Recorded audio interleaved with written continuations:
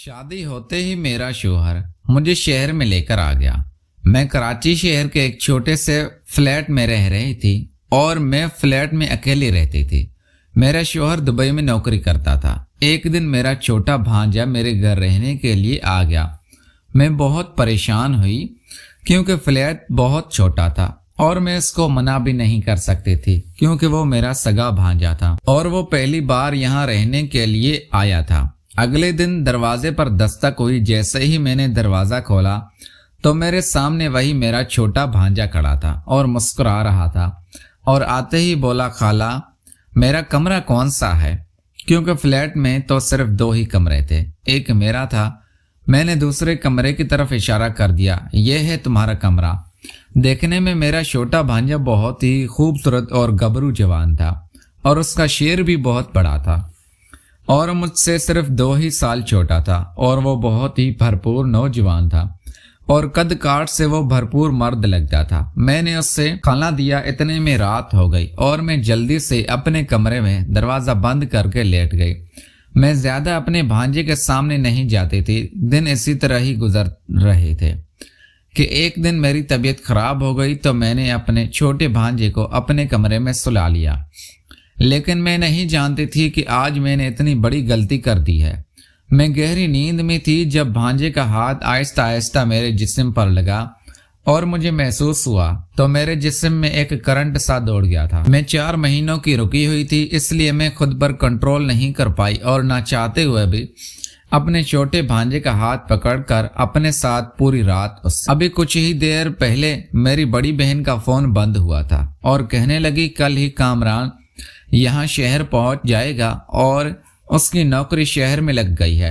मैं ये सुनकर बहुत ज़्यादा परेशान हुई क्योंकि मैं तो अकेले ही एक छोटे से फ्लैट में रह रही थी। मेरा शौहर असलम बैरूनी मुल्क में नौकरी के लिए गया था। मैं शहर में रहना ही नहीं चाहती थी क्योंकि मैं गांव से आई थी और मुझे गांव की ही जिंदगी बहुत अच्छी लगती थी और सादा माहौल में रहना ही पसंद करती थी। जब से असलम की नौकरी शहर में लगी थी और वो मुझे शादी के बाद अपने साथ शहर में लेकर आ गया था। कुछ महीनों बाद ही उसके कंपनी वालों ने उससे दुबई भेज दिया। मैंने उससे बहुत कहा कि मैं अपने घर वापस जाना चाहती हूँ, आपकी अम्मी के साथ रहूंगी और मेरा मायका भी वहीं पे है। तो उसने कहा कि नहीं, तुम शहर में ही रहो।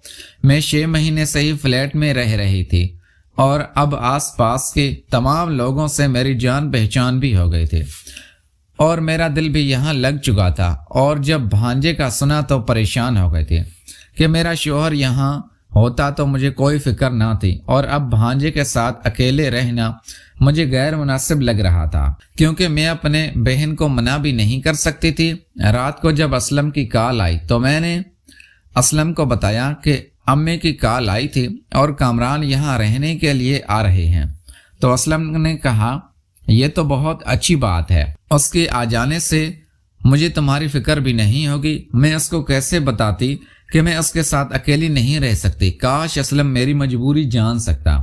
फिर मैंने असलम को कहा कि आप बाजी को कॉल करके मना कर दें, मैं उसके साथ नहीं रह सकती थी। जैसे ही असलम ने मेरी ये बात सुनी तो वो मेरे साथ नाराज होने लगा और कहने लगा कि तुमको अपने भांजे से क्या खतरा है, क्योंकि मुझे शुरू से ही अपना भांजा कामरान अच्छा नहीं लगता था। मेरा शौहर असलम मेरे चचा का बेटा था और मैं उसको अच्छी तरह से जानती थी। मेरा शौहर एक सुलझा हुआ समझदार था और वह मुझसे बहुत ज्यादा प्यार करता था। मेरा भांजा एक लोफर और बदमाश किस्म का लड़कियों का आशिक मिजाज बंदा था। वो गांव में हर लड़की के साथ कबड्डी खेला करता था और बहुत सी लड़कियां उसकी बातें करती थी। मैंने तमाम लड़कियों की बातें सुन रखी थी अपने भांजे के बारे में। वो कितना गलीज है, इस वजह से मैं डर रही थी। फिर उसका मेरे साथ घर में अकेले रहना मेरे लिए बहुत मुश्किल था। नौकरी लग जाने का मतलब ये था कि वो कई महीने तक रहेगा। अगर उसकी नौकरी पक्की हो गई तो वो यहाँ साल भर भी रह सकता था। इस वजह से काफ़ी ज़्यादा परेशान हो गई थी और मैं जानती थी कि मेरा शौहर असलम वो 6 महीने से पहले तो घर में आने वाला नहीं है। अगले ही दिन मैंने अपने भांजे की पसंद की बिरयानी बनाई क्योंकि मेरी बहन ने मुझे खास तलकीन की थी कि अपने भांजे का ख्याल रखना। 7 बजे मेरे घर की बेल बजी। मुझे मालूम था कि कामरान भांजा ही होगा।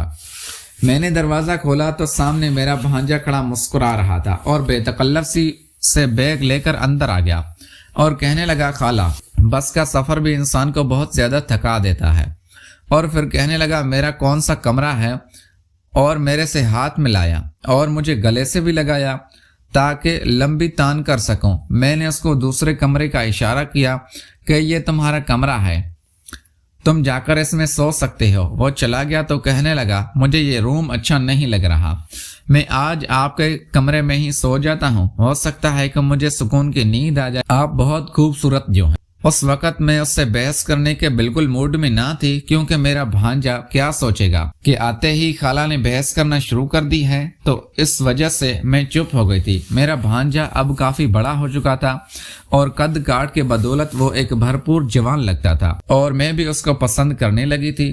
پھر میں نے کھانا گرم کیا، اب وہ نہانے جا چکا تھا اور بریانی دیکھ کر وہ خوش ہو گیا تھا۔ کہنے لگا خالہ کیا بات ہے، آپ کے ہاتھ کے ذائقے کی بریانی کھا کر مزہ ہی آ گیا، اور جب سے تم شادی کر کے شہر آئی ہو اس قسم کی بریانی نہیں کھائی، آج کھائی تو بہت ہی مزہ آ گیا ہے۔ اور کہنے لگا خالہ آپ کے لیے تحفے بھی لایا ہوں، چلی آ جائیں کمرے میں، آپ کو دکھاتا ہوں۔ پھر میرے بھانجے نے میرا ہاتھ پکڑ لیا اور میرا ہاتھ پکڑ کر مجھے کمرے کے اندر لے جانے لگا اور مجھ سے کچھ عجیب سی حرکتیں بھی کرنے لگا۔ میں نے کہا بھانجے میرا ہاتھ چھوڑو، تو کہنے لگا خالہ پہلے تم تحفہ دیکھ لو۔